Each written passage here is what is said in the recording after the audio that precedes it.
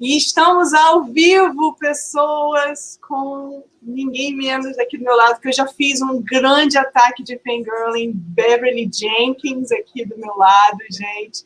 Se você está chegando agora, essa é a live da Arqueiro com os nossos autores estrangeiros. Estamos muito felizes de ter Beverly Jenkins aqui conosco hoje. Meu nome é Prêmio eu sou editora de aquisições, e eu estou aqui tentando, fingindo plenitude, mas eu estou muito fangirling, porque, gente, eu amo essa autora. E já falei muito com ela sobre isso aqui hoje.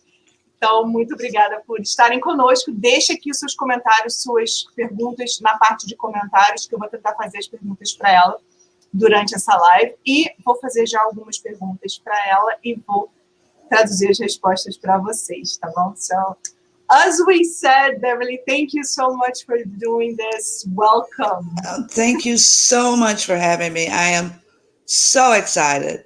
And I'm so excited to welcome my Brazilian readers into the Beverly Jenkins family. You guys have no idea how excited I am.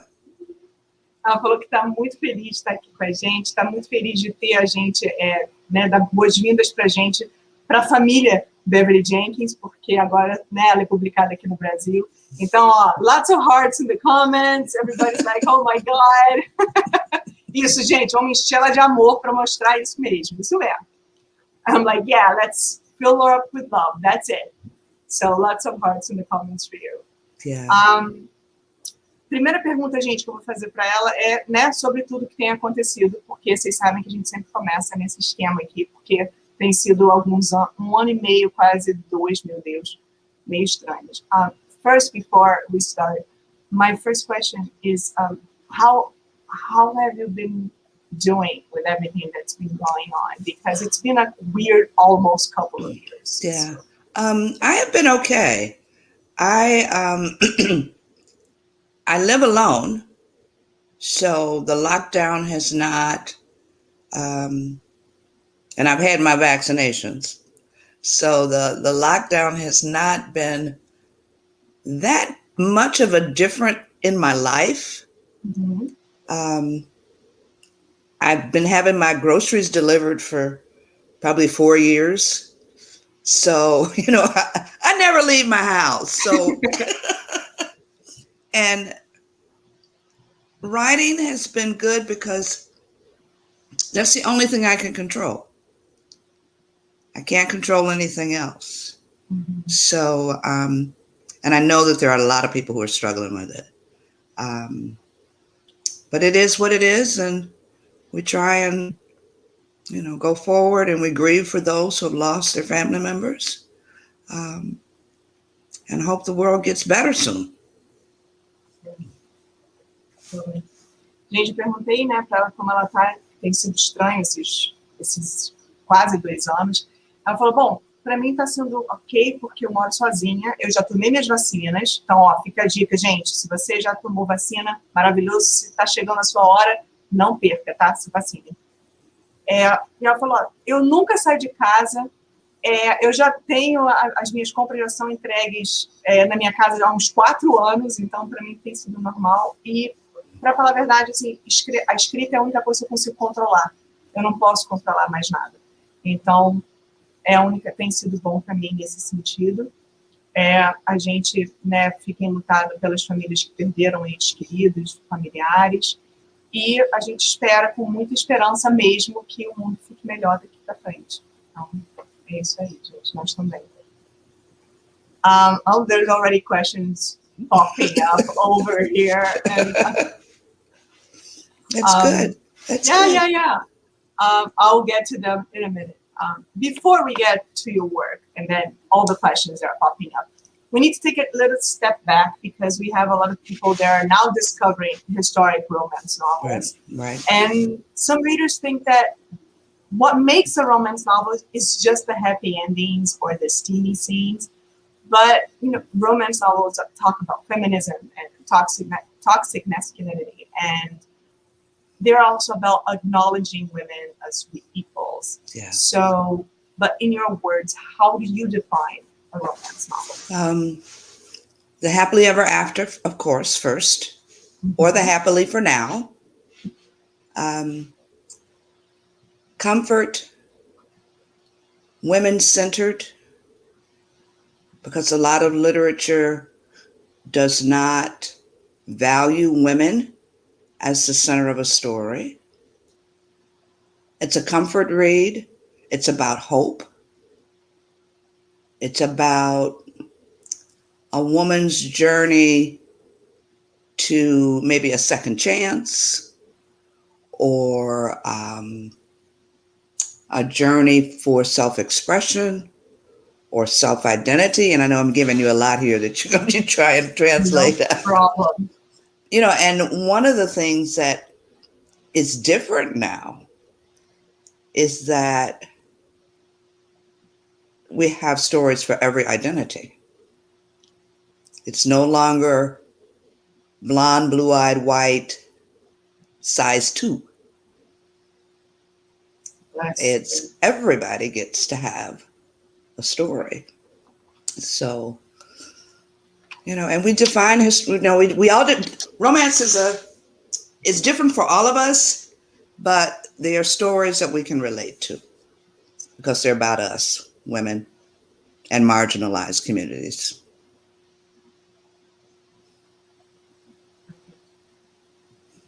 Eu perguntei para ela, gente, que muitos de vocês já leem romance de época há muito tempo, mas muitos de vocês estão chegando no rolê do romance de época agora. E aí, às vezes, as pessoas que não conhecem o gênero acham que assim, romance de época é sobre essa pequice, é só sobre o romance, mas também fala sobre feminismo, também é sobre valorizar a mulher como igual, é sobre masculinidade tóxica e como isso é ruim. Então, eu queria que a Beverly colocasse nas palavras dela né, o que é um romance de época, como ela definiria isso. E ela fala, bom, primeiro, felizes para sempre, né? Tem que ter o final feliz ou felizes por agora, né? Então, também tem isso. Para mim, romance de época é uma leitura de conforto, é uma leitura focada na mulher, o que é muito importante, porque muitos gêneros literários não valorizam a mulher como protagonista dessa história. É sobre esperança, é sobre, às vezes, a história, a jornada para uma segunda chance, né? E também é uma forma de você se expressar, daquele personagem se expressar e expressar a sua identidade. E o legal é que agora, ela disse, a gente tem histórias para todas as identidades. Não são apenas sobre mulheres que vestem, né, o size 2, é como se fosse manequim 36, 34, 38, de olhos azuis e loura. E não, a gente tem agora histórias de romance para todo mundo, e histórias de romance de época para todo mundo. E também mostram as comunidades marginalizadas também. Todo mundo tem direito a um final feliz, todo mundo tem direito a um romance, e agora todo mundo tem essa possibilidade. I'm like, yeah, size 2 for us is like 36, 38, it's a different number, and you were like spot on.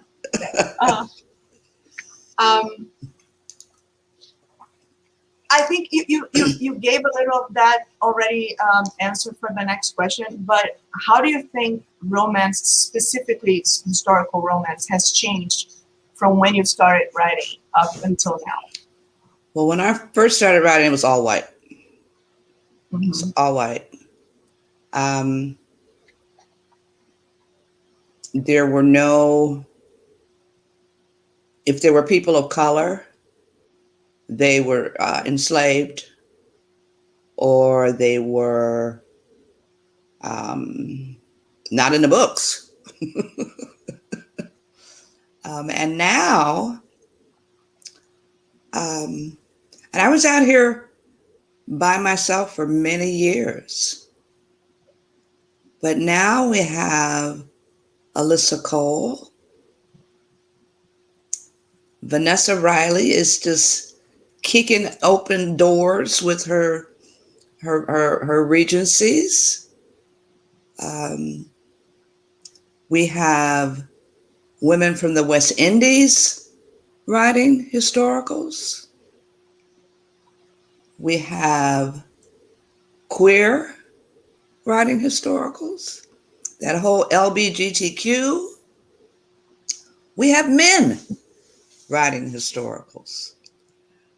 historical romance is starting to look like the rest of the world.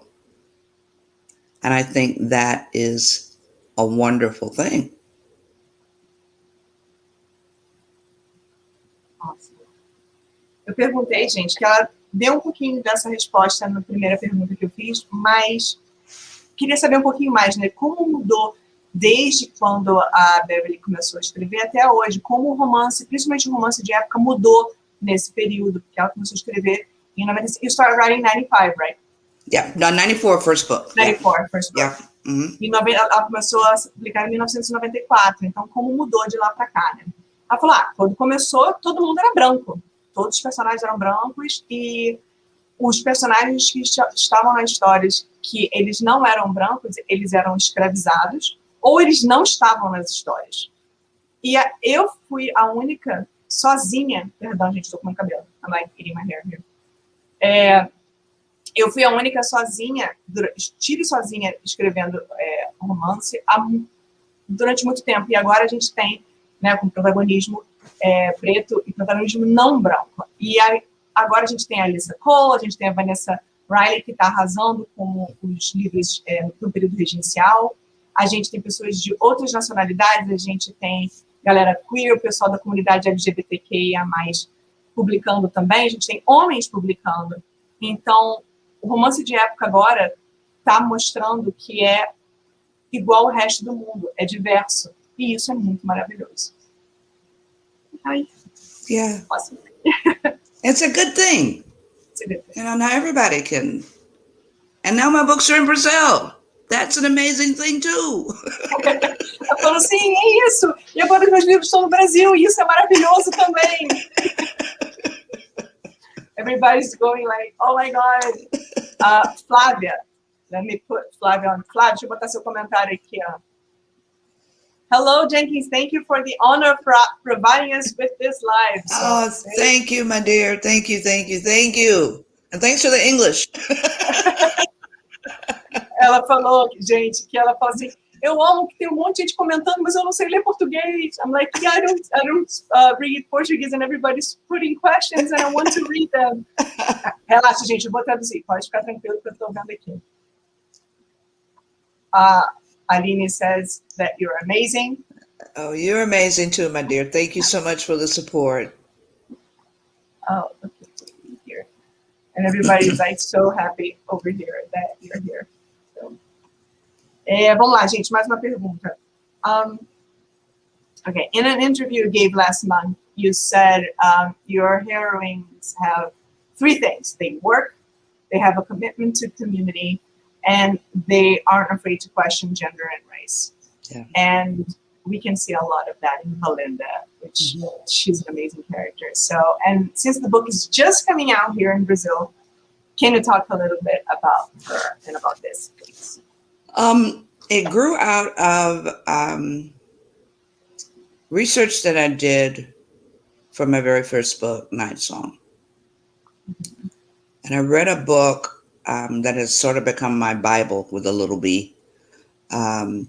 We Are Your Sisters, Black Women of the 19th Century by Dorothy A. Sterling. It's a book that covers from slavery until the end of the 19th century. And it's amazing in that it is full of letters, it's full of diary excerpts from book clubs, stuff that you don't normally learn about what Black women did. This is a long answer, baby, I'm sorry. No problem, go ahead. Okay, that we don't normally associate Black women with. So Black women were pretty successful after the Civil War. And Miss Sterling said that we were successful because of those three things. We worked, whether we were enslaved or free, because if you were enslaved, you had no choice. And if you were free, most of the time you had to work in order to help put food on the table, because the men were relegated to these very, very menial jobs. So you needed that extra income. The second was commitment to activism and community. Black women were very, very active in abolition. Mm-hmm. Just like Stacey Abrams now is very, very active in getting people to register to vote in Georgia. She stands on the shoulders of these women. And they were very, very committed to taking care of the people in their community, because there were no insurance companies back then. And the only people who were going to take care of us as a race were us. So you had to provide for orphans and elderly people and help people bury their dead. And these women raised money for those kinds of things in the community. And then the third thing was pushing the envelope on gender and race. We were some of the first doctors, female doctors. The first woman to have run a newspaper on the North American continent was a Black woman named Mary Shadd. So all of these ceiling-breaking women that we have throughout the world who are women of color are based on women like these women. I think that women of color everywhere have these three gifts. So that's a long-ass answer. No, I'm sorry. No problem. No problem at all. So your turn. It's a long question. I'll drink while you speak. Ok, let's do this. Gente, a minha pergunta foi assim, numa entrevista que ela deu um tempinho atrás, mês passado, né? Ela falou que, geralmente, as heroínas do livro dela têm três coisas, ou uma dessas três coisas, mas geralmente tem a presença dessas três coisas. Uma é, elas trabalham, a segunda, elas são envolvidas com a comunidade, né, a comunidade delas, onde elas vivem, e a terceira, elas não têm medo de questionar situações de gênero e raça. E a gente vê muito isso na Valinda, que é a nossa protagonista de Ventos de Mudança. Então, eu queria que ela falasse um pouquinho sobre isso. E aí ela falou, olha, a ideia do livro, O Ventos de Mudança, veio da pesquisa que eu fiz para o meu primeiro livro, Night Song, que é um dos meus primeiros livros, e que veio do livro We Are Your Sisters, Black Women in the 19th Century. Eu vou traduzir de forma livre, tá, o título do livro, que é Nós Somos Suas Irmãs, Mulheres Pretas no Século XIX, da Dorothy Sterling. Uhum. E ela fala que, nesse livro, ela falou assim, olha, esse livro se tornou, assim, minha Bíblia com B minúsculo, mas se tornou realmente uma fonte de pesquisa muito grande, porque mostra cartas, entradas de diário, coisas que normalmente a gente não associa com a vida de uma mulher preta. E ela falou, isso é uma coisa que a gente não sabe, são coisas que a gente não sabia. E a gente, depois da Guerra Civil, mulheres pretas, elas foram muito bem-sucedidas. Mas isso aconteceu por essas três coisas. Primeiro, porque trabalhavam, sendo escravizadas, elas não tinham escolha a não ser trabalhar. E, enquanto livres, elas tinham que trabalhar porque os homens tinham trabalhos que não ganhavam tanto, elas tinham que vir e ajudar a colocar a comida na mesa. Tinham muito comprometimento com a sua comunidade também, e em ativismo. Assim, elas eram muito fortes, principalmente na época do abolicionismo. E ela falou, hoje em dia, Stacey Abrams, que levanta muito a questão do voto na Geórgia, que a gente viu, né, nas últimas eleições americanas,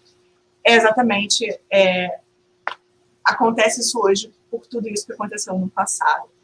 Ela fala, naquela época, até o fim e esse livro cobre desde o período de escravidão até quase o final do século XIX. E ela fala, naquela época não tinha seguradora, Então, a comunidade tinha que tomar conta de si própria, porque assim, nós, como uma raça, ninguém ia tomar conta da gente se não fosse a gente mesmo, um olhando pelo outro. Então, essas mulheres conseguiam dinheiro, levantavam fundos para tomar conta de órfãos, para tomar conta dos mais velhos, para ajudar a despesas fúnebres para as pessoas que faleciam e tudo mais.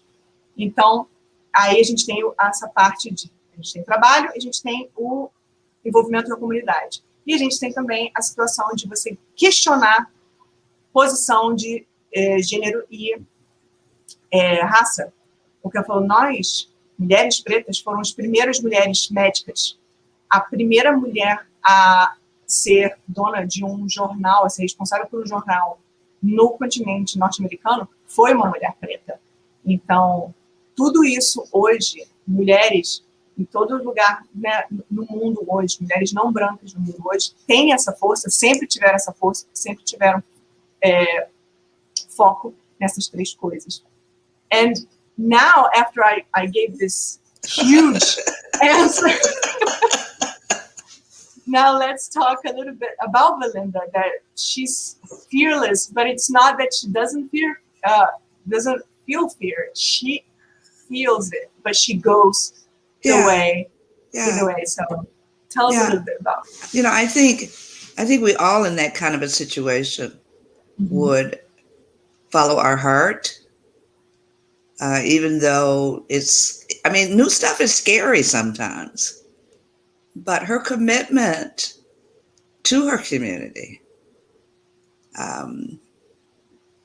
is what drives her. She had a very activist grandmother. She talks about the marches that she participated in, and the slave catchers that they ran out of the community, which is based on several real incidents. Black women did chase slave catchers out of their communities. So she's taking what she's learned and what she feels and goes south, knowing that the situation is still very dangerous down there, and does what she thinks she needs to do. And you have to applaud her, because she's sort of like a fish out of water there, but she still manages to make her way and make a difference. Eu falei, depois dessa resposta gigantesca, vamos falar um pouquinho, então, como isso tudo se aplica a Valinda, que é a nossa protagonista de Ventos de Mudança. E ela falou assim, a Valinda, para quem não sabe, a gente fez uma live hoje, eu e o Fernando tá aí nos comentários, um beijo para você, tá lá no Instagram da Arqueiro, tá? Então, passem lá para vocês conhecerem um pouquinho a mais sobre o livro, mais a profundo, sem spoiler. A Valinda, ela segue o coração dela. Ela as coisas, né, novidade, coisas novas, é assustador às vezes, mas mesmo assim ela tem um comprometimento com a comunidade tão grande que ela quer fazer a diferença. Então ela também se apoia muito na avó, que era ativista, então ela conta as marchas que a avó ia, uma coisa que é baseada em fatos reais, que ela conta que mulheres pretas literalmente expulsaram pessoas que vinham. I'm trying to translate slave catchers. I'm just going around it because I'm not. Let's see what. No, don't worry. Just so you know that's what I'm trying to do right now. Okay. Gente, eu tentando traduzir o termo para a galera que corria atrás e tentava buscar de novo escravizados e trazer de volta quando, né, não existia mais a escravidão. E eu totalmente esqueci o termo, estou nervosa, foi mal, qualquer coisa, coloca aí nos comentários, se vocês sabem do que eu estou falando. E mulheres pretas nessas comunidades, literalmente botavam eles para correr, gente. Então, é isso. E a Valinda pega tudo que ela sabe, tudo que ela sente, e ela leva para o sul, porque ela é de Nova York, ela vai para Nova Orleans, para ser uma professora lá, e ela enfrenta tudo isso. Então, isso, obrigada, eram capatazes, só que era já depois da escravidão, tá, gente? Já estamos falando pós todo mundo já era livre, tá? Só para vocês terem isso em mente. Okay, someone gave me a little, it's this name. I'm like, okay, now So did they have slave catchers in Brazil? We did. It's called, yes, Sheila e Janaína, agora eu não sei se é Capitão do Mato ou Capataz, mas enfim, os dois funcionam. It's called Capitão do Mato. Okay. That would be like jungle captain, kind of.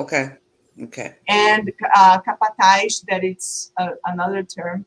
But these happened usually while there was slavery going on, and it was not after people were freed.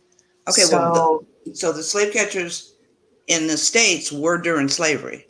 Yeah, during as well. Yeah, they would come north and try and take people back, whether they were slave or free. They just snatched people off the streets.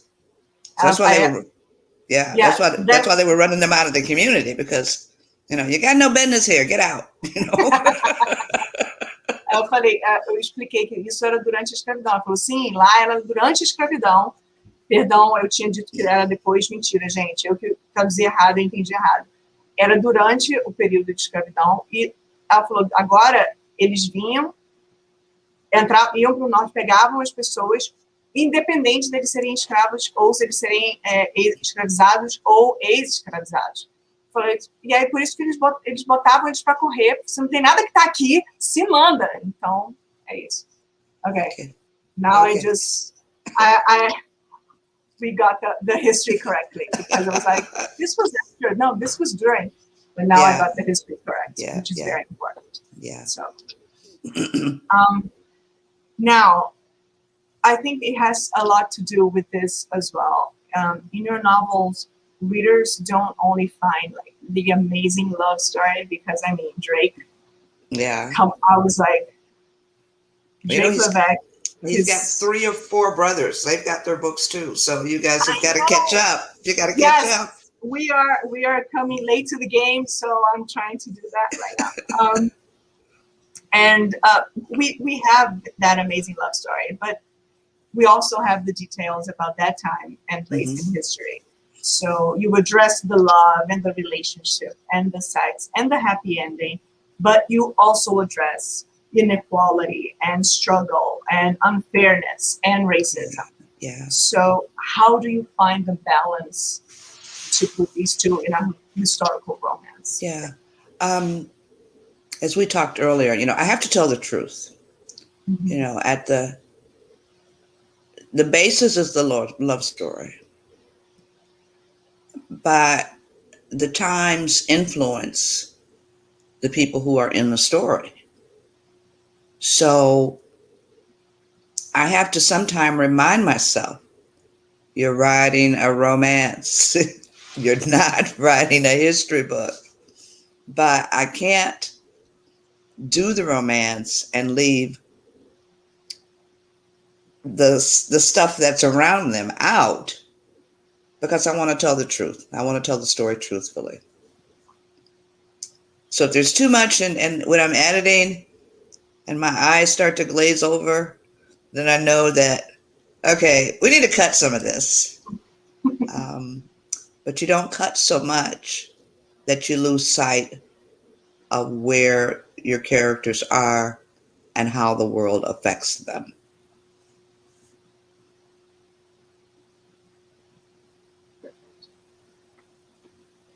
Oh, and someone said, Sheila, obrigada, Sheila. Sheila said in English, capataz or capitão do mato means overseer. Yeah. So, so now we're... Yeah. Gente, overseer and slave catchers are two different things, so go ahead. Yeah, it's kind of different from there to here. Mm-hmm. Para ela é diferente, tá, gente? O overseer e o slave catcher eram duas coisas diferentes. Então, bom pra gente pesquisar e saber direitinho os termos, com certeza, e não errar. I'm like, no, one more thing for us to research and find out about, which is very important to get the history correctly. Right. Eu perguntei para ela que a gente, nos livros da Beverly Jenkins, a gente tem aquele romance todo e a gente fala, ela consegue mostrar personagens incríveis, o romance, o relacionamento, as cenas de sapequice, mas ela também mostra a parte de desigualdade, o sacrifício, o racismo, tudo que eles passam, né? As injustiças que eles passam. Então, como é que ela consegue o equilíbrio dessas duas coisas num romance de época? Ela falou, olha, eu tenho que falar a verdade. A base da história é o romance, o foco da história é o romance romântico, né?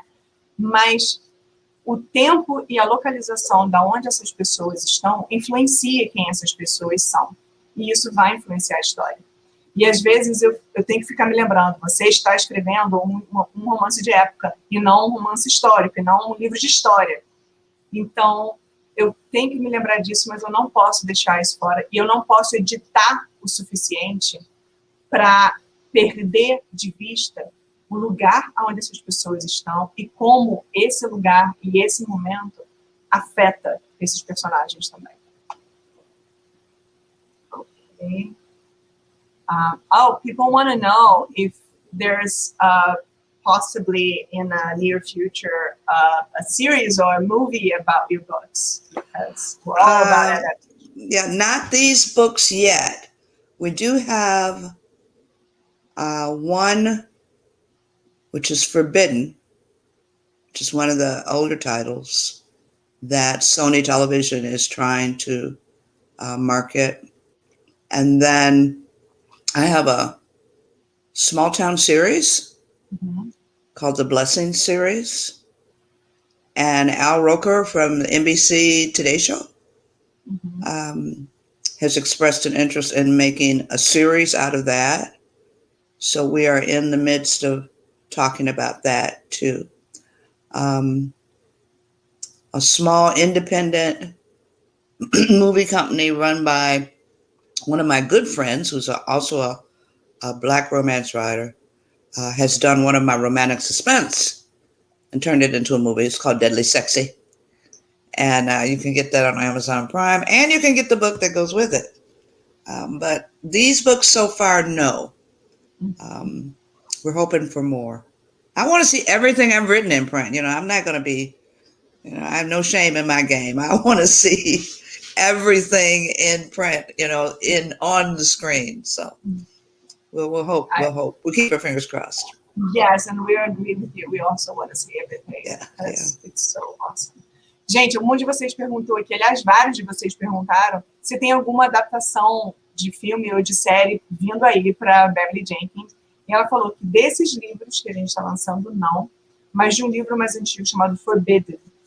A Sony está dando uma olhada, já está tentando fazer um marketing disso, então temos aí uma possibilidade. E uma série chamada Small Town. The Small Town series is the Blessing series. The Blessing series. Blessings, yeah. I can explain that in a little bit. Go ahead. E aí ela tem um Small Town Series, que é uma série específica de livros chamada The Blessings, que a NBC, o Al Roker da NBC, está de olho também em poder fazer e transformar isso numa série, então talvez teremos. Então, eles estão conversando sobre isso.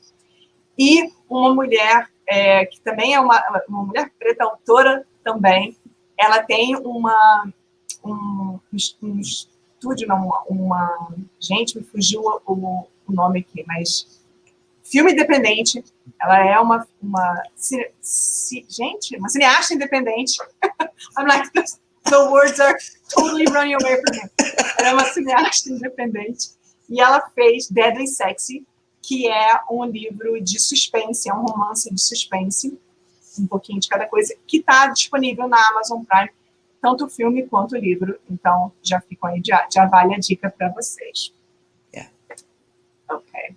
You wanted to add something about I was going to say the Blessing series, there's 10 books.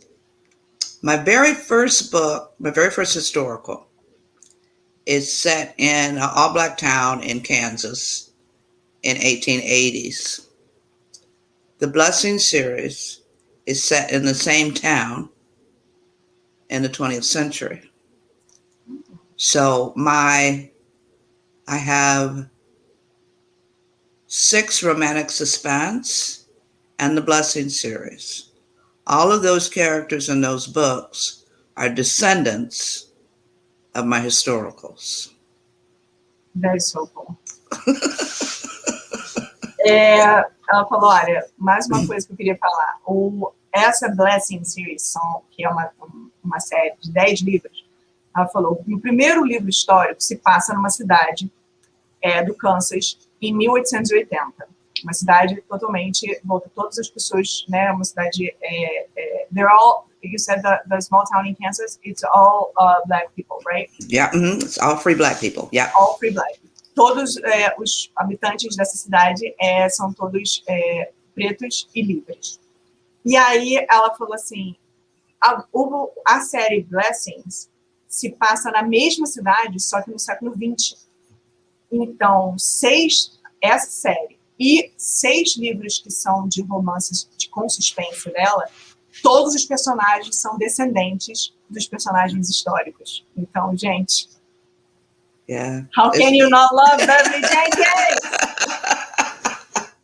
Como é que a gente não ama uma mulher dessa, gente? It's kind of amazing. Kind of amazing. You're like, amazing. Ela assim, é meio que incrível. Eu falei, meio que incrível, você é maravilhosa. Aí ela falou, não tenho vergonha de admitir, quero tudo que eu já escrevi como uma série, como um filme, porque sou dessas. Gente, amamos Beverly Jenkins, sim, ou claro. I'm like, yeah, when you said that everything that I ever written, I want to see on the screen because, that's it. And I'm like, yes, we all love you and we all support you and we'll watch that, yes. Yes, everybody's like going, you're wonderful, you're amazing. Everybody's just going crazy about you here. Oh, I'm going crazy about them. I'm going crazy about them too. I feel the love. Yeah, I got tears in my eyes here. Ela falou que ela sente o amor, ela tá com lágrimas nos olhos, gente. Ela é muito maravilhosa. Okay, let's go one more. Brazilian readers have started to read Rebel. Right. And we'll also get Wild Rain in a couple of months. But in both books, you talked about the importance of reading and how learning to read and having an education changed lives. Yeah. So I wanted to touch base on that a little bit, please. It was against the law for slaves to learn to read. So obviously there was power in reading. Otherwise, they wouldn't have forbidden it. Reading gives you access to other places, what other people are doing. You might have been able to read about Frederick Douglass. He was the most photographed man in America in the 19th century, black and white. So if you could read, you could maybe find out what he was doing to help set you free. One of there were 3 main things that the slaves wanted after freedom. And one was to work without the lash or the whip, to not have their families separated and sold, and to teach their children how to read. Those newly freed people laid the foundation for the public school system in America. There was no public schools before the Civil War. So reading has always been a very, very important thing to members of the race. It certainly helped me. If I hadn't learned to read, I wouldn't be here. I think, and I don't know how your public library system is set up, but I always say that for me here in America, the most important thing you can give a child is a library card. Books are free. It helped this lady who was a poor kid from the east side of Detroit go everywhere she wanted to go through books, to learn about people through books. So I used that as one of the components of my books because it's such a valuable gift. It really is. Just to answer you before I translate, our public libraries should be much, much better, but Okay. it's not at Okay. all. But our librarians and our teachers are warriors. So Yeah. That's all you need. That's all you need. You don't need a building, you just need a warrior. Exactly.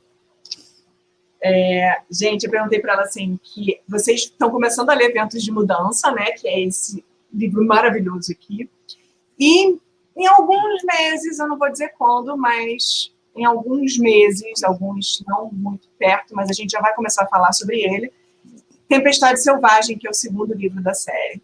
E nos dois livros, a Beverly fala muito sobre a importância de ler e a importância da educação e como isso muda a vida dos personagens ali.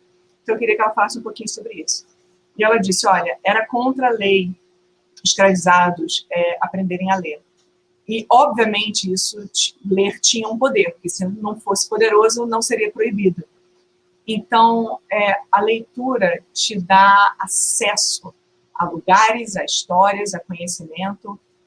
Você poderia conhecer o que o Frederick Douglass, que foi a pessoa mais fotografada do século XIX, tanto falando sobre brancos quanto falando sobre pretos. E se você pudesse ler, você ia entender o que ele estava tentando fazer para ajudar a te libertar. Mas era proibido. E ela falou assim, olha, o que escravizados falavam que o que eles queriam, né, com a liberdade eram três coisas. Uma era trabalhar sem chicote. A segunda era não ter as suas famílias separadas e vendidas. E a terceira era ensinar os filhos a ler. E isso, depois, não existia a escola pública nos Estados Unidos antes da Guerra Civil. Então, todo esse trabalho foi feito pós a Guerra Civil e foi a fundação mesmo de se ter escolas públicas nos Estados Unidos. Ela falou, olha, eu não sei como é o esquema de bibliotecas no Brasil, mas aqui a gente fala que o presente mais importante que você pode dar para uma criança é um cartão da biblioteca, porque os livros são de graça. E foi possível para essa pessoa, que era uma criança pobre de Detroit, aprender, viajar para onde ela quisesse, conhecer muita gente por meio dos livros. E eu não estaria aqui hoje se não fosse por isso.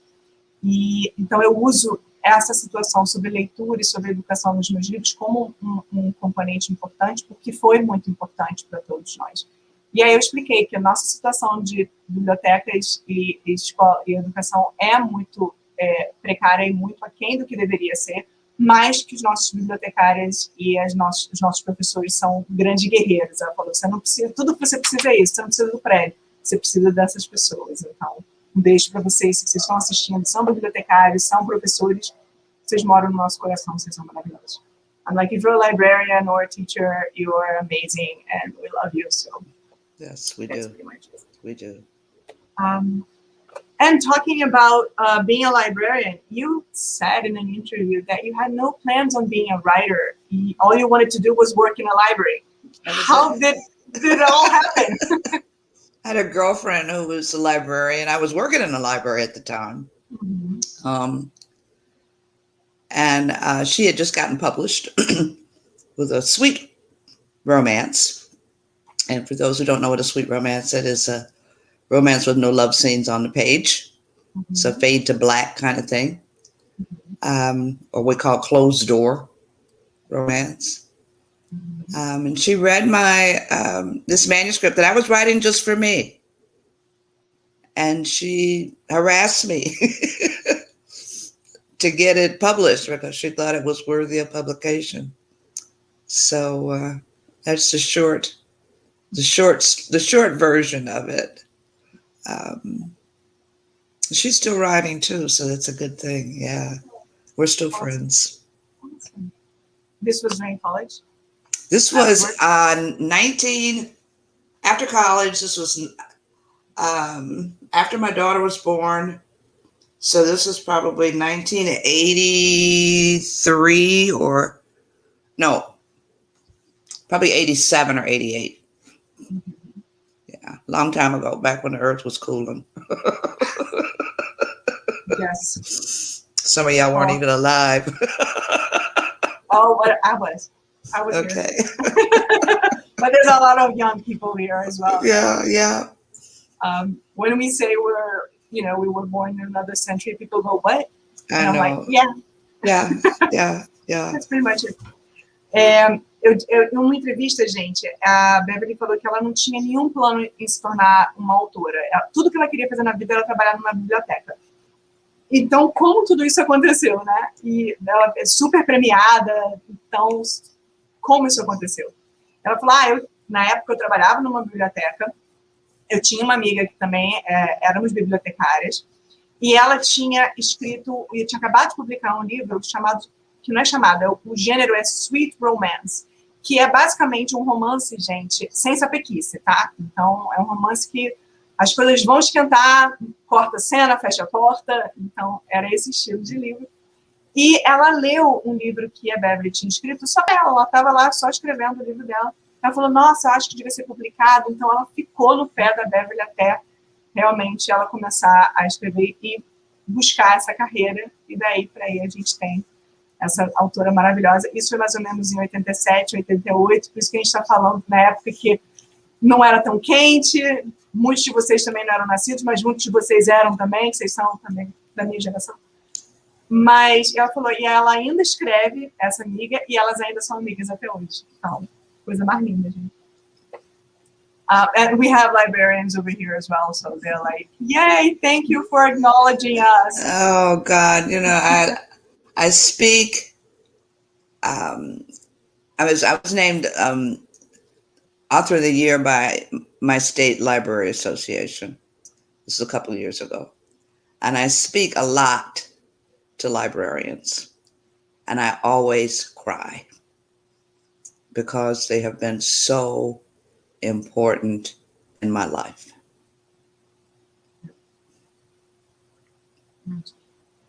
Ela falou que falei que alguns de vocês são bibliotecários, eu falei que estavam por aqui, estavam mandando um beijo. Ela falou, olha, eu falo muito dou muitos discursos em bibliotecas, para bibliotecários, e eu sempre choro, porque realmente eles são muito importantes para mim. Eu falei, aí nota pessoal para mim também, gente, então, maravilhosa. Okay, so I'm sure your Twitter account's about to get a lot of more followers from Brazil, because we are a passionate lot, and we follow our favorite authors. We're always we're very attached. So how do you feel about being published here? There are no words.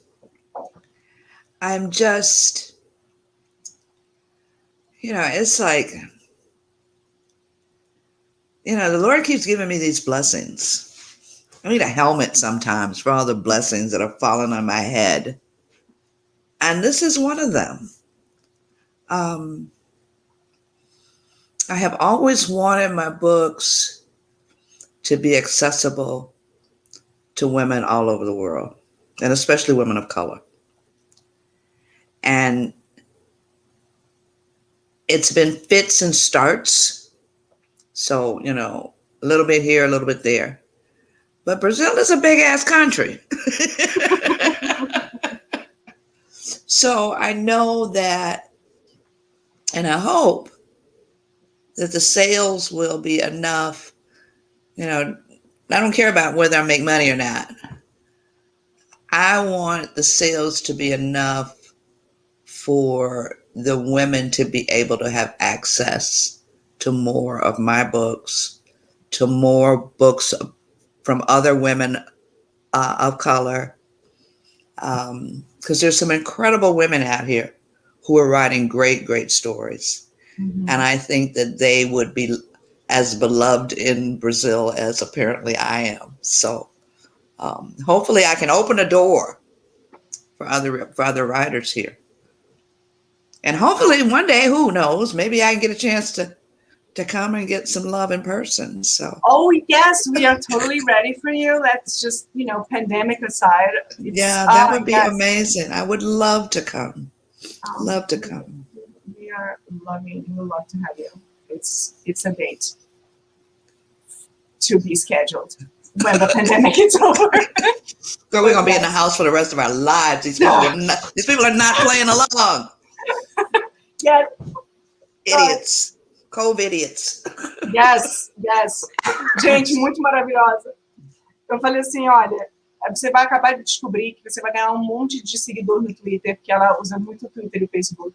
Fica a dica, galera. De leitores brasileiros, porque a gente é muito apaixonado pelos nossos autores favoritos, a gente vai sair seguindo você. Então, como você se sente em ser publicada aqui no Brasil? E ela falou, olha, não existem palavras.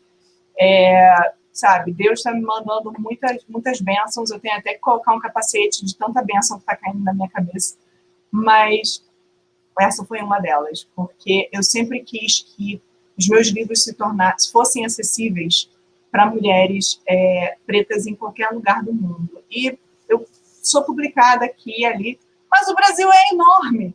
Então, assim, eu espero que as vendas, que não é sobre dinheiro, mas eu espero que tenha um resultado bom o suficiente para que eu possa ser considerada abrir uma porta, não só para mais livros meus chegarem a essas leitoras, mas que também outras autoras também sejam publicadas, porque tem muitas autoras maravilhosas pretas nos Estados Unidos que eu sei que vão ser tão amadas quanto eu no Brasil, que eu já falei, já é amada mesmo, a gente já te ama.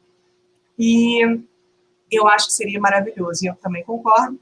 E ela falou assim, e seria tão maravilhoso eu poder receber todo esse amor de vocês pessoalmente. Eu falei, sim, a gente quer você aqui no Brasil, sim. Assim que acabar essa pandemia e a gente puder realmente ficar... Ela falou, pois é, mas o pessoal não está assim, não tá, funcionando, a gente nunca vai sair de casa, essa galera não está colaborando. Então, gente, Tia Frine está falando aqui e Beverly Jenkins também está falando. Não aglomere, use máscara, se vacine, para que a gente possa fazer aglomeração literária com segurança, em breve, tá?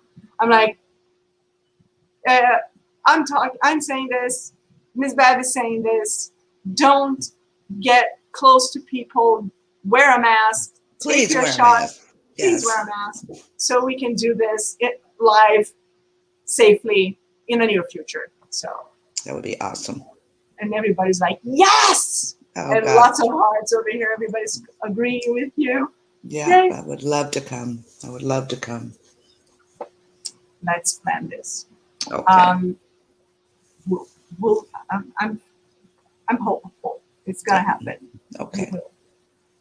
One of the readers asked, my question was, what's your tip for writers? Right. But let's do this with their question as well as how do you write? How do you do your research, and how is your writing routine? I write at night because when I started, I had 2 kids, a husband, a job, a brownie troop, Girl Scout troop, hats in church and community, all that. Hubby's now in heaven playing golf. I lost him in 2003. The kids are grown and gone, not too far away. So I'm in the house by myself. So I still write at night. So that's that part of that question, if you want to go ahead and tackle that. And you still write at night? Still write at night. Primeiro, eu ia fazer a pergunta para ela, gente, assim, qual a sua dica para autores iniciantes, que a gente sempre faz aqui, mas um de vocês perguntou também como você faz a sua pesquisa, qual é a sua rotina de escrita. Eu falei, então vamos fazer as duas numa só. Ela falou, bom, quando eu comecei, eu escrevia à noite, porque eu tinha 2 filhos, um marido, um trabalho, eu tinha minha comunidade, tinha igreja, era responsável por uma galera escoteira, então tinha um monte de coisa. Então eu escrevia à noite. Agora eu sou viúva, o marido dela está jogando golfe no céu desde 2003. Os filhos estão crescidos e ela está morando sozinha. E ela continua escrevendo à noite. Go ahead. Okay. So, research, it's easy for me, having worked in libraries all my life. I use the standard historians, but I rely on history told through the gaze of people of color. So if I'm writing about African Americans, say cowboys, then I will do Art Burton, who is an expert in that. If I'm writing about Native Americans, I use their historians, because the stories are different when not told through a white gaze. So the research is easy for me. I call myself a kitchen table historian. I take the books of real historians and I put them on my kitchen table, and I do my research here at my kitchen table. Ela falou, olha, em termos de pesquisa, para mim é fácil fazer pesquisa porque eu trabalhei em bibliotecas a minha vida toda. Então, é mais fácil. Eu normalmente pesquiso historiadores padrão, mas também historiadores sobre o que eu quero falar com o olhar de quem eu quero retratar. Então, por exemplo, se eu vou fazer um livro sobre nativos americanos, indígenas, eu vou buscar historiadores que têm esse olhar, porque a história é contada diferente quando não tem o olhar branco. Então, isso é muito importante. E eu me chamo, eu digo que eu sou uma historiadora de mesa de cozinha, porque eu pego toda a minha pesquisa, eu coloco tudo na minha mesa de cozinha, na mesa da minha cozinha, e começo a fazer a pesquisa por ali. And how do you have a routine? You just write at night? I write at night. I'm a pantser. There are two different, in romance, we say there are two kinds of writers. Mm-hmm. There are plotters, and they are the ones who do the outlines, and they know everything that's going to happen in the story, and they very rarely deviate from that. Mm-hmm. I am a pantser. I write by the seat of my pants. There are tons of us. I have no idea what's going to happen in the story. I may start out with a kernel of a character or a kernel of a story. And then for me, it's very organic. Mm-hmm. I wait for the story to tell me what to write. Writing this way scares plotters to death. But I love this. I love the spontaneity. It's sort of like walking across what would be here the Grand Canyon on a tightrope with no net, because I don't know what's going to happen. And the characters know, but they, don't tell me sometimes. So I'm a pantser. I write at night. I've written in every room in this house. I've trashed my office. Now I'm trashing my bedroom. So now I'm in the kitchen again. So, it's crazy. But I love what I do. Oh my God. I really do. Gente, ela falou assim, existem dois tipos de escritores em romance que a gente fala. Existe o arquiteto, que é aquele que faz toda a outline, sabe? Tudo que vai acontecer em cada capítulo, planeja, né? Ele planeja tudo. E existe o jardineiro, que sai semeando, né? Seja o que acontecer, vai acontecer. É isso. Não se sabe, não planeja nada. E esse tipo de escrita é o que eu faço, e que o pessoal que é arquiteto morre de medo, porque é mais orgânico. E é a sensação de eu estar andando como se estivesse no Grand Canyon, numa corda bamba, sem rede de segurança. Eu não sei o que vai acontecer, os personagens sabem, mas às vezes eles não me contam. É uma festa. Mas ela falou, para mim, às vezes eu começo com uma parte da história e eu vejo no que isso vai dar, mas eu nunca planejo. E é dessa forma que eu trabalho, e eu já escrevi em todos os cômodos desse meu apartamento. Já escrevi no quarto, já escrevi no meu escritório, agora eu estou na cozinha de novo, então é maravilhoso, e eu amo o que eu faço, eu realmente amo. And what are your tips for new writers? New writers. Learn as much as you can about the business of writing so that you'll know which publisher to send your manuscript to, how to write a query letter, how to look for an agent. And if you're going to, that's if you're going to do traditional publishing. And if you're going to do indie, if you're going to be an independent writer, then you need to learn even more. You need to learn about marketing and distribution and uploading and formatting, all of those things. Because even if you have the talent to be published and you don't know how to get to the promised land, then you won't get published. So learn as much as you can about the business of writing. And plus there are people out here who will steal your dreams, not necessarily your story, but there are sharks out here in these waters, and they prey on the people without a lot of knowledge about how things work. So you don't want to be shark food either. And then I got another tip after you do this one. E aí eu sempre pergunto, gente, dicas, né, para autores, para próximos, para jovens autores, novos autores. Ela falou, a primeira coisa que eu digo muito, eu tenho outra para dizer depois que eu traduzir isso tudo, mas a primeira coisa é aprenda sobre o negócio de publicar. Porque você precisa saber para qual editora é a correta para mandar o seu manuscrito, você precisa entender como se faz uma carta de apresentação, como contactar um agente, isso tudo se você está pensando em publicar da maneira tradicional. Se você quiser publicar de forma independente, você tem que aprender ainda mais, você tem que aprender sobre marketing, sobre como fazer upload, sobre toda essa parte de formatação, tudo isso, porque não basta você ter o talento que você mereça ser publicado.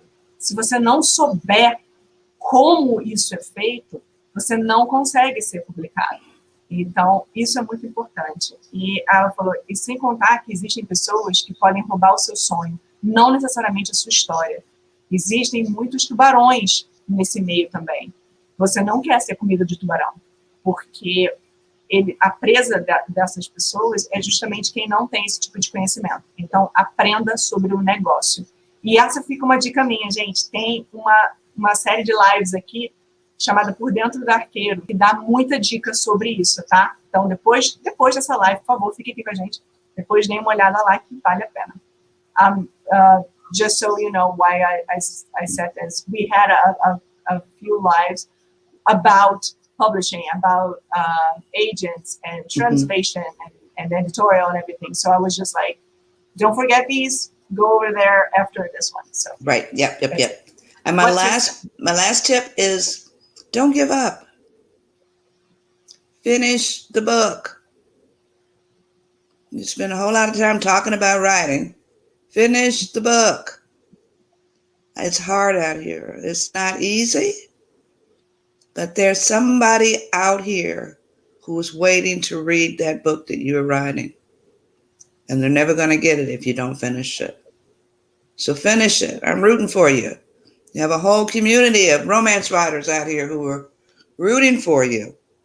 So, and if you, and then there's no set way to do this.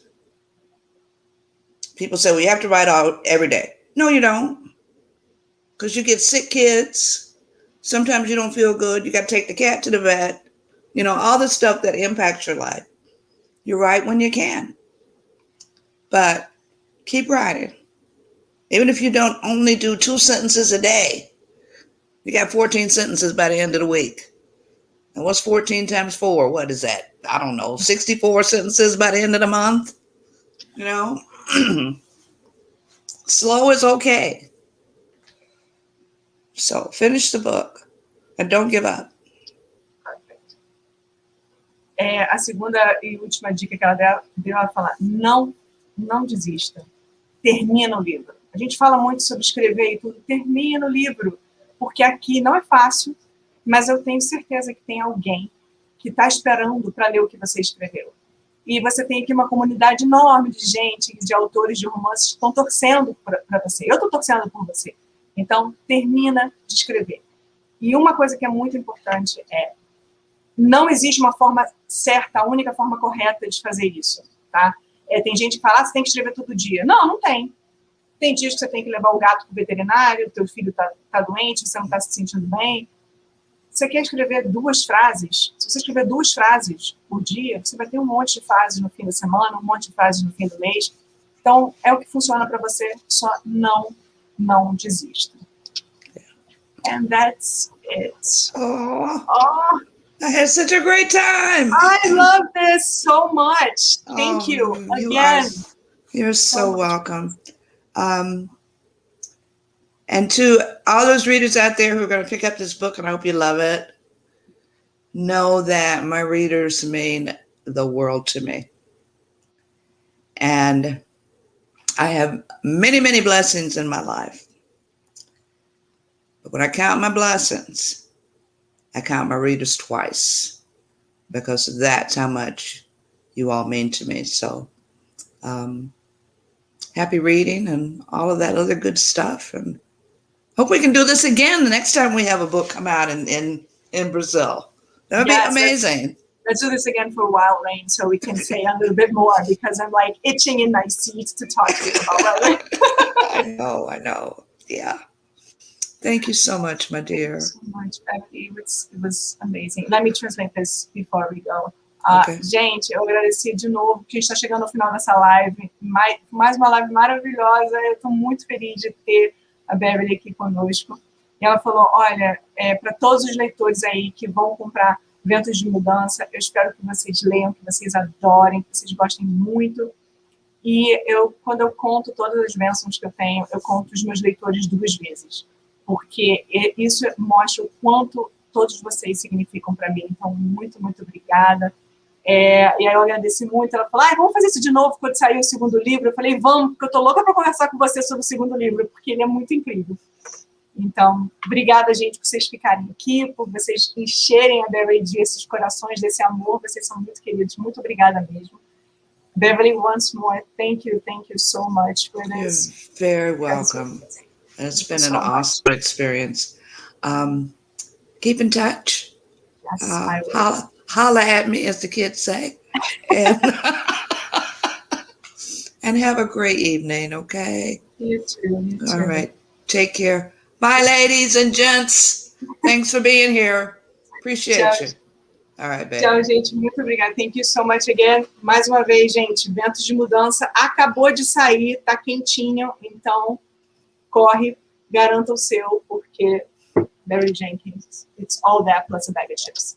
There you go. Beverly Jenkins é maravilhosa. Gente, muito obrigada mais uma vez. Beijos e até mais. Bye, Bev. Thank you so much. You're welcome. Take care, babe.